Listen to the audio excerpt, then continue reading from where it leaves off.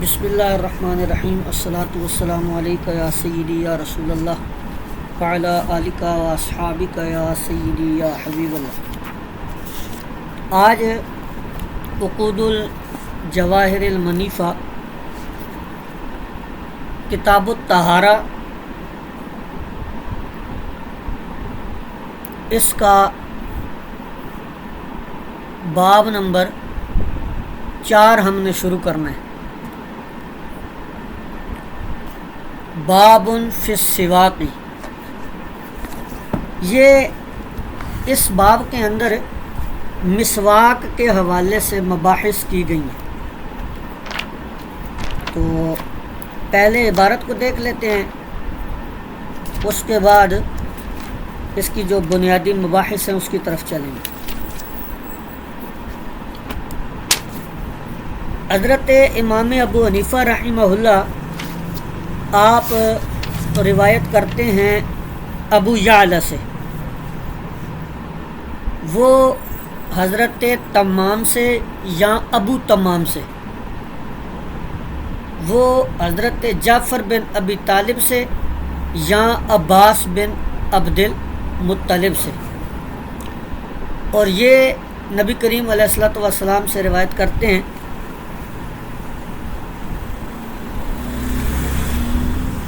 कि हुज़ूर अलैहिस्सलातु वस्सलाम ने इरशाद फरमाया कि अगर मैं शाक न समझता अपनी उम्मत पर तो उनको हुक्म देता हर नमाज के वक़्त मिसवाक करने का, और एक रिवायत में है कि हर वज़ू के वक़्त में उनको मिसवाक का हुक्म देता।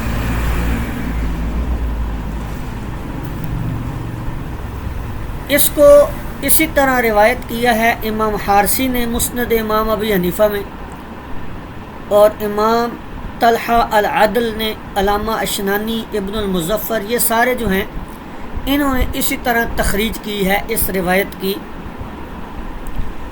अपनी अपनी मसानीद में। और इसकी मसानीद में ये जो है तमाम या अभी तमाम, अब इसका बताएंगे कि दुरुस्त क्या है। तो कहते हैं कि इसकी इसनाद में जो दुरुस्त है वो ये है जैसा कि हाफिज़ ने कहा। यहाँ हाफिज़ से मुराद हाफिज़ इब्न हजर अल अस्कलानी रहमहुल्लाह हैं। उन्होंने अपनी किताब ताजीलुल मुनफ़िआ में नकल किया है अन अबी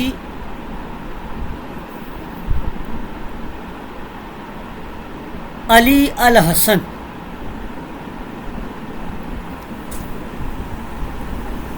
उन्होंने हसन रज़ाद अस-सक़ीली, उन्होंने कहा कि इस हदीस में इख्तिलाफ़ किया गया है मंसूर बिन अल-मुअतमर से, और सुफ़ियान सौरी ने कहा कि इनसे मशहूर यही है, और इसी की मुवाफ़क़त की है मंसूर बिन अल-मुअतमर के अक्सर असहाब ने कि अन अबी अली अन जाफ़र बिन तमाम बिन अल अब्बास अन अबी। ये दुरुस्त सही सनद है। अब यहाँ पर आगे चल के उन्होंने बताया कि फिर हाफिज़ इब्न हजर अस्कलानी रहमहुल्लाह ने कहा कि शायद इस वजह से इसको तरजीह दी गई है कि जो इसको अक्सर रिवायत करते हैं इमाम सौरी से वो उनसे ज़्यादा अहफ़ज़ हैं, और बाज़ ने जो है वो सही में इस तरीक़ के अलावा नकल किया है, उसमें इंदा कुल्ली सलातिन के अल्फाज हैं। ये लफ़ज़ जो हैं लौला नशुक्का अलैया उम्मती,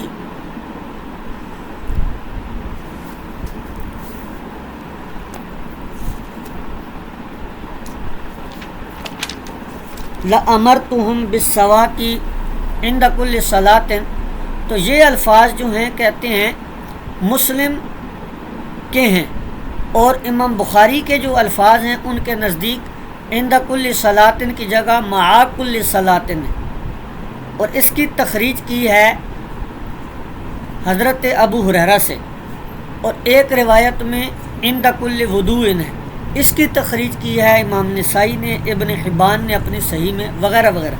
بہرکیف خلاصہ کلام کیا ہے جی؟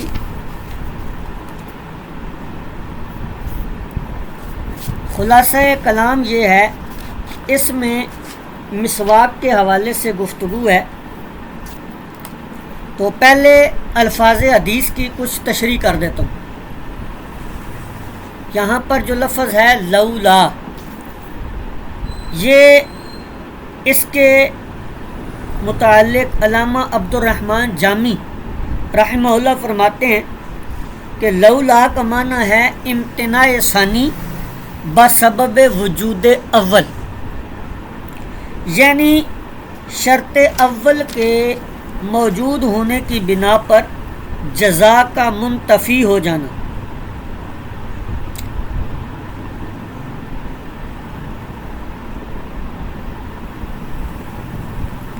اور آگے ہے ان اشقہ، اس کا معنی ہے ثقیل، دشوار اور سخت ہونا، یا مشکل اور دشوار کام پر کسی کو ابھارنا۔ یہ فعل مضارع کا صیغہ ہے، اور ان مصدریہ، یہ جو ان ہے ان مصدریہ کی وجہ سے یہ منصوب ہے، اور مصدر کی تعویل میں ہو کر محل رفع میں ہے۔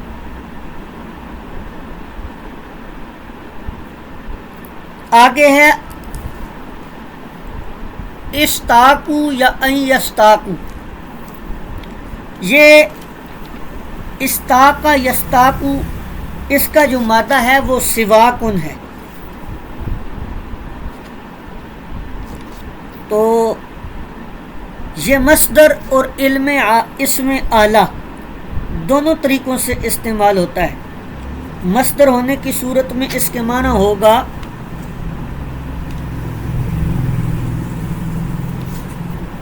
مسواک کرنا، اور آلے کا صیغہ ہونے کی صورت میں اس کا معنی ہوگا وہ لکڑی جس کے ذریعے مسواک کی جائے۔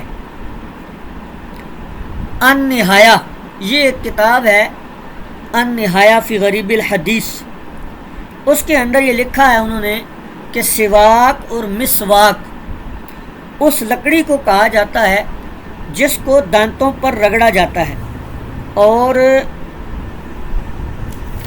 اس حدیث میں معنی مصدری مراد لینا زیادہ ظاہر اور اولا ہے، یعنی مسواک کرنا یہ زیادہ اولا ہے، کیونکہ اگر اس میں اعلیٰ مراد لیں گے تو مضاف کو محذوف ماننا پڑے گا، یعنی استعمال السواک۔ اب یہاں پر ایک اور چیز کہ مسواک کرنا سنت ہے کہ واجب ہے، تو اس کے حوالے سے شارحین حدیث نے یہ لکھا ہے کہ مسواک کرنا مطلقاً سنت ہے، اور اس کے سنت ہونے کے لیے کوئی خاص وقت یا کوئی خاص سبب مقرر نہیں ہے۔ ہاں بعض اوقات جیسے وضو کرتے ہوئے، نیند سے بیدار ہونے کے بعد، کھانے پینے کے بعد، یا منہ میں بدبو پیدا ہونے کی صورت میں مسواک کی سنیت میں مزید تاکید ہو جاتی ہے۔ بہرکیف جس وقت بھی مسواک کی جائے سنت ادا ہو جائے گی۔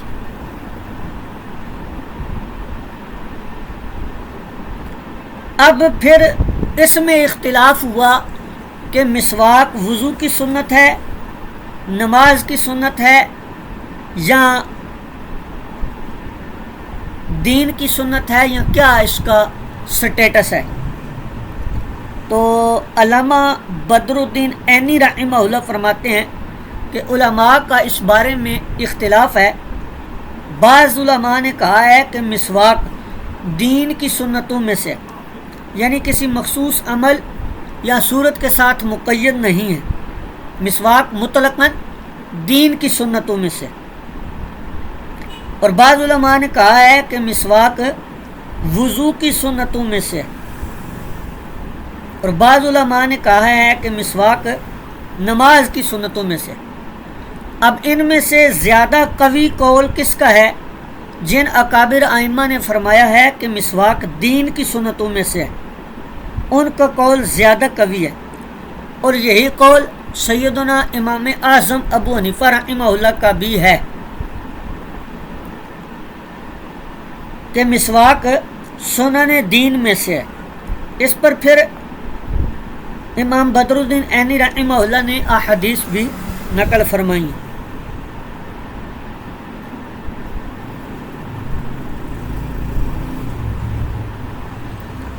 تو اب اس کے بعد ایک بحث اور آتی ہے کہ بعض روایات میں عند کل صلاۃ ہے اور بعض میں عند کل وضوء ہے۔ اب اس اختلاف کو کیسے ختم کیا جائے؟ تو اس کے حوالے سے شارحین حدیث نے لکھا ہے کہ جن حدیث میں تطبیق دی ہے نا، کہ جن حدیث میں عند کل صلاۃ کے الفاظ ہیں، یعنی ہر نماز کے وقت مسواک کرنے کا بیان ہے، اس کا مطلب یہ ہرگز نہیں کہ مسجد میں صفوں کے اندر مسواک کی جائے یا نماز سے پہلے مسواک کی جائے اور پانی سے کلی کیے بغیر ایسے ہی وہ مسواک سے جو دانتوں سے یا منہ کی جو کڑواہٹ ہے اس کے ساتھ نماز پڑھ لی جائے۔ ایسا نہیں ہے جیسا کہ آج کل بعض غیر مقلد جاہل قسم کے لوگ کرتے ہیں۔ تو یہ مراد نہیں ہے عند کل صلاۃ کا، بلکہ عند کل صلاۃ کا ایک مطلب یہ ہے کہ عند وضوء کل صلاۃ، یہاں پر وضوء محذوف ہے، عند کل وضوء، عند وضوء کل صلاۃ، یعنی جب نماز کے لیے وضو کیا جائے، ہر نماز کے لیے وضو کے وقت مسواک کی جائے، کیونکہ جو مسواک وضو سے پہلے کی جائے گی وہ دراصل وضو کی ہی نماز کی ہی مسواک کہلائے گی۔ حضرت ابو ہریرہ، سیدہ عائشہ صدیقہ اور حضرت علی کی حدیث میں عند کل وضوء اور مع کل وضوء کے الفاظ ہیں۔ تو مسواک کے متعلق بے شمار احادیث ہیں۔ نماز سے متعلق حضور علیہ الصلوۃ والسلام کی ہر ادا کو صحابہ اکرام نے روایت کیا ہے، لیکن کسی ایک حدیث میں بھی یہ بیان نہیں کیا کہ نبی کریم علیہ الصلوۃ والسلام نے جب نماز کے لیے آقا کریم صلی اللہ تعالی علیہ وسلم کھڑے ہوئے ہوں اور آپ نے مسواک کی ہو، بلکہ نبی کریم علیہ الصلوۃ والسلام کا طریقہ کار یہی تھا کہ آپ وضو سے پہلے مسواک فرماتے تھے۔ اس پر کثیر احادیث ہیں۔ حضرت ابو ہریرہ رضی اللہ تعالیٰ عنہ کی حدیث ہے مع کل وضوء، یہ موطا امام مالک میں ہے، اور یہ اس کے اندر تطبیق ہے کہ جن روایات میں عند کل صلاۃ ہے اس میں عند کے بعد اور کلی سے پہلے وضوء محذوف ہے، اور حضور علیہ الصلوۃ والسلام کا اپنا عمل بھی یہی تھا، جیسا کہ ابو داؤد شریف کی ایک روایت سے پتہ چلتا ہے کہ سیدہ عائشہ صدیقہ فرماتی ہیں کہ نبی کریم علیہ الصلوۃ والسلام جب بھی نیند سے دن یا رات میں بیدار ہوتے تو آپ وضو کرنے سے پہلے مسواک فرمایا کرتے تھے۔ تو معلوم یہ ہوا کہ وضو کے ساتھ مسواک کرنا یہ درست ہے۔ اب اس حدیث سے حاصل ہونے والے چند فوائد اور مسائل وہ کیا ہیں جی؟ اس حدیث پاک سے یہ معلوم ہوا کہ نبی کریم علیہ الصلوۃ والسلام اپنی امت پر نہایت شفیق اور مہربان ہیں۔ آپ نے محسوس کیا کہ اگر میں امت کو وجوبی طور پر مسواک کرنے کا حکم دے دوں تو وہ دشواری اور مشقت میں مبتلا ہو جائے گی، تو نبی کریم علیہ الصلوۃ والسلام نے ہم پر ہماری سستی کا خیال کرتے ہوئے، شفقت کرتے ہوئے ہم پر مسواک کرنے کا وجوبی حکم نہیں دیا۔ اس حدیث میں ہر نماز کے لیے مسواک کرنے کا حکم ہے، لہٰذا کل صلاتن کے عموم میں فرائض و نوافل، عید کی نماز، استسقاء، کسوف، خسوف سب شامل ہیں۔ ان سب کے لیے وضو کرتے وقت مسواک کرنا سنت ہے۔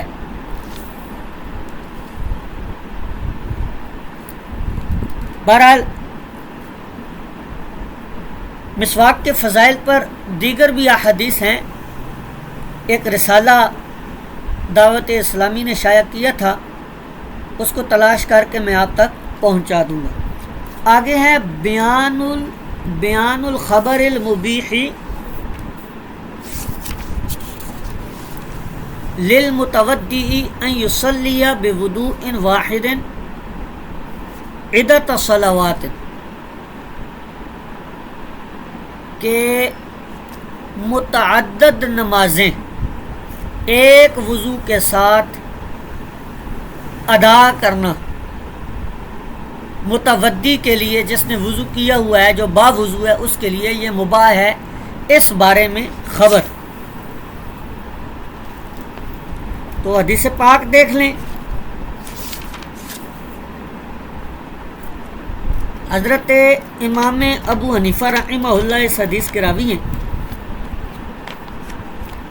آپ علقمہ بن مرثد سے روایت کرتے ہیں اور وہ سلیمان بن بریدہ سے، اور وہ اپنے والد حضرت بریدہ سے۔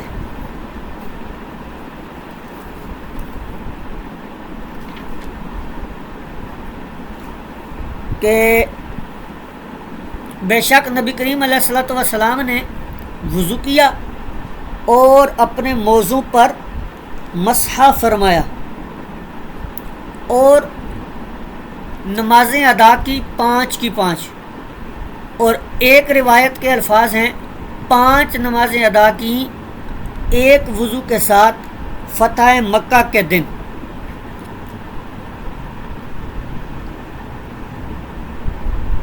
تو حضرت عمر رضی اللہ تعالیٰ عنہ نے عرض کیا کہ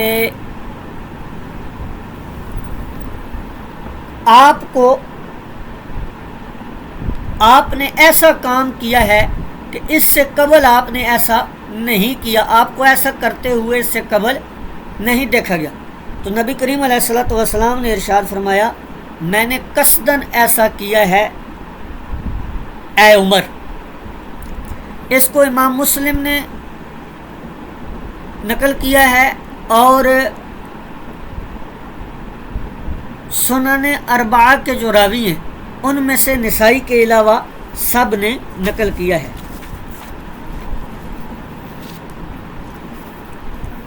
تو اس حدیث پاک میں یہ معلوم ہوا کہ نبی کریم علیہ الصلوۃ والسلام نے ایک وضو سے کئی نمازیں ادا فرمائی ہیں، اگرچہ آپ کی عادت مبارکہ اس کے برخلاف تھی کہ آپ ہر نماز کے لیے وضو فرماتے تھے۔ تو اب ملا علی قاری رحمہ اللہ نے علامہ سخاوی کے حوالے سے یہ لکھا ہے مرقات کے اندر کہ نبی کریم علیہ الصلوۃ والسلام کا ہر نماز کے لیے وضو کرنا یا تو اس وجہ سے تھا کہ آپ پر خاص طور پر واجب تھا، پھر حضرت بریدہ کی اس حدیث نے منسوخ کر دیا وجوب کو،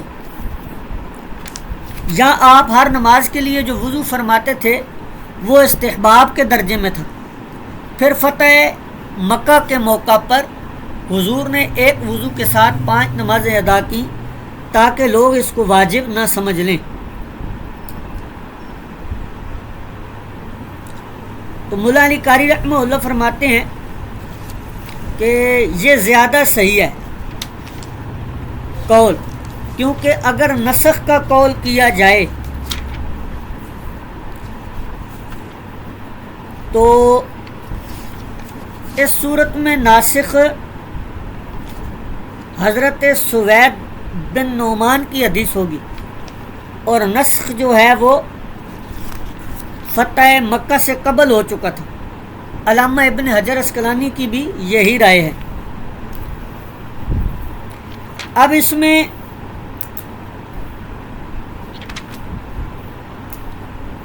اختلاف ہے ائمہ کا کہ ایک مسئلہ کہ آیا ہر نماز میں ہر نماز کے لیے وضو کرنا واجب ہے یا ایک نماز سے کئی نمازیں پڑھنا جائز ہیں۔ تو اصحاب ظاہر جو ہیں غیر مقلدین اور شیعہ کی ایک جماعت، روافض کی ایک جماعت کا مذہب یہ ہے کہ مقیم پر ہر نماز کے لیے وضو کرنا واجب ہے، خواہ وہ طاہر ہو یا غیر طاہر، جبکہ مسافر ایک وضو سے کئی نمازیں پڑھ سکتا ہے۔ انہوں نے اپنے موقف پر حضرت بریدہ کی حدیث سے استدلال کیا ہے، جس کو امام ترمذی نے نقل کیا ہے کہ حضور علیہ الصلوۃ والسلام ہر نماز کے لیے وضو کیا کرتے تھے، لیکن فتح مکہ کے روز آپ نے 5 نمازیں ایک ہی وضو سے ادا فرمائیں۔ تو یہ لوگ استدلال کچھ یوں کرتے ہیں کہ فتح مکہ کے موقع پر چونکہ حضور علیہ الصلوۃ والسلام مسافر تھے، اس لیے آپ نے کئی نمازیں ایک ہی وضو سے پڑھی، اور مدینہ طیبہ میں آپ مقیم تھے تو آپ نے ہر نماز کے لیے وضو فرمایا کرتے تھے وہاں پر۔ اور ایک جماعت کا مذہب ہے کہ مسافر اور مقیم دونوں پر ہر نماز کے لیے وضو کرنا واجب ہے، اگرچہ وہ باوضو یوں کیوں نہ ہو۔ ان میں یہ حضرت عبداللہ بن عمر، ابو موسیٰ الاشعری، جابر بن عبداللہ، عبیدہ السلیمانی اور دیگر ائمہ کا مذہب ہے۔ اب ائمہ اربعہ سمیت جمہور محدثین کا مذہب کیا ہے؟ ائمہ اربعہ سمیت جو امت کی جمہور تعداد ہے، اکثریت علماء و محدثین، ان کا مذہب یہ ہے کہ ہر نماز کے لیے وضو کرنا واجب نہیں ہے، لیکن اگر کوئی بے وضو ہے تو پھر اس پر واجب ہے کہ وہ وضو کر کے نماز پڑھے۔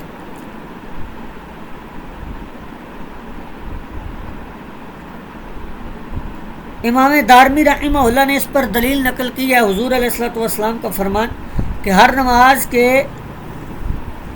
لیے وضو کے واجب نہ ہونے کی دلیل کیا ہے؟ جو وجوب کے قائل ہیں ہر نماز کے لیے، ان کو جواب دیا ہے کہ وضو واجب نہیں ہوتا مگر حدث ہو جانے سے، یعنی جب وضو ٹوٹے گا تو ہی وضو واجب ہوگا، ورنہ نہیں۔ تو بہرحال خلاصہ کلام یہ ہے کہ ہر نماز کے لیے وضو کرنا یہ واجب نہیں ہے، مستحب ہے، اچھا عمل ہے۔ آگے دیکھیں جی، اگلا باب ہے باب بیان وضوء المستحاضتی۔ مستحاضہ جو عورت ہے استحاضہ والی، اس کے وضو کے بیان میں حضرت امام ابو حنیفہ رحمہ اللہ نقل کرتے ہیں حبیب بن ابی ثابت سے وہ حضرت عروہ سے، وہ حضرت عائشہ صدیقہ رضی اللہ تعالی عنہا سے، وہ فرماتی ہیں کہ بے شک فاطمہ بنت ابی حبیش یہ حضور علیہ الصلوۃ والسلام سے انہوں نے کہا کہ میں حالت استحاضہ میں ہوتی ہوں تو نماز کیسے ادا کروں؟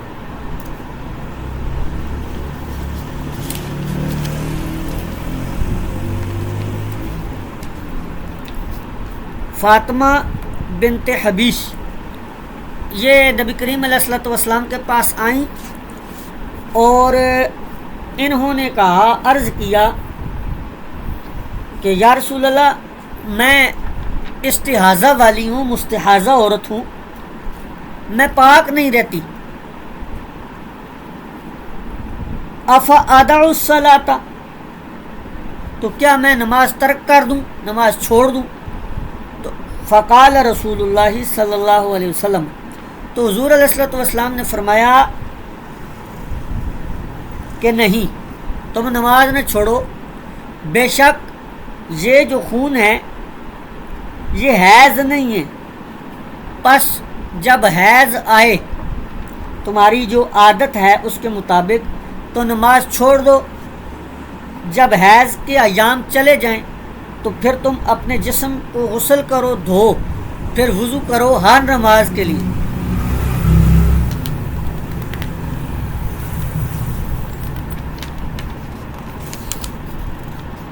تو میں نے کہا کہ اگرچہ خون کے قطرے جو ہیں وہ نظر آ رہے ہیں، تو حضور علیہ الصلوۃ والسلام نے فرمایا ہاں، وَإِن قَطَرَ الدَّمُ عَلَى الْحَصِيرِ، اگرچہ خون کے قطرے تیری چٹائی پر بھی لگے ہوں۔ اب اس حدیث مبارکہ میں مستحاضہ عورت جو ہے اس کے حوالے سے یہ حدیث پاک ہے، اس کا مسئلہ بیان کر رہے ہیں کہ مستحاضہ عورت نماز کیسے پڑھے گی۔ اس میں چند چیزیں جو ضروری ہیں وہ آپ کو میں عرض کر دیتا ہوں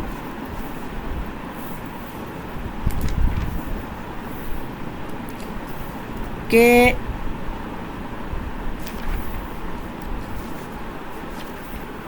مستحاضہ عورت جو ہے وہ نماز کیسے پڑھے گی۔ اصل میں اب اس میں تفصیل ہے کہ مستحاضہ کی اقسام جو ہیں وہ چار ہیں، چار قسم کی عورتیں ہوتی ہیں مستحاضہ۔ ایک ہوتی ہے مبتدا، دوسری ممیزہ، معتادہ اور متحیرہ۔ اب یہ جو عورت تھیں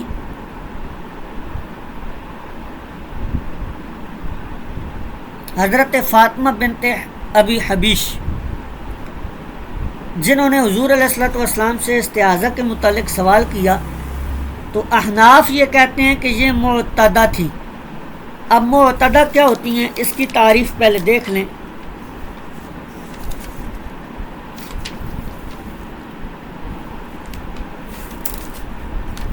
معتدہ وہ مستحاضہ عورت کہلاتی ہے جس کو بلوغت کے بعد ایک عرصے تک انضباط کے ساتھ حیض آتا رہا، مثلا بلوغت کے بعد 1 یا 2 سال تک اس کو ہر مہینے میں 5، 6 یا 7 دن خون آتا رہا، اب اس کو مسلسل خون آ رہا ہے۔ ایسی عورت کے لیے کیا حکم ہے؟ عورت کے لیے حکم ہے کہ وہ 10 دن پورے ہونے کا انتظار کرے، نہ تو نماز پڑھے نہ روزے رکھے۔ اب اگر 10 دن سے پہلے خون بند ہو گیا تو جتنے دن اس کو خون آیا وہ حیض ہوگا، اور یہ سمجھا جائے گا کہ اس کی عادت جو ہے وہ تبدیل ہوگی۔ احناف کے نزدیک یہ معتادہ تھی، یعنی عادت پر برقرار تھیں، تو ان کو حضور نے فرمایا کہ جب ایام گزر جائیں تو تم نماز پڑھو غسل کر کے۔ ائمہ ثلاثہ کے نزدیک یہ ممیزہ تھیں۔ اب ممیزہ کیا ہوتی ہیں؟ ممیزہ وہ ہوتی ہے کہ جس کو مختلف رنگ کے خون آتے ہیں، وہ عورت خون کے رنگ کو دیکھ کر پہچان سکتی ہو کہ کون سا رنگ حیض کا ہے اور کون سا استحاضہ کا۔ تو ان کے نزدیک یہ ممیزہ تھی۔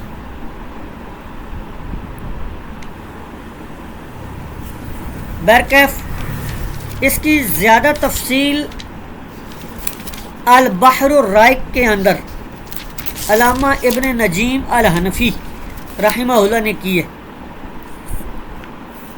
اس کو آپ وہاں پر دیکھ سکتے ہیں۔ آج کا درس ہم یہیں پر کلوز کرتے ہیں،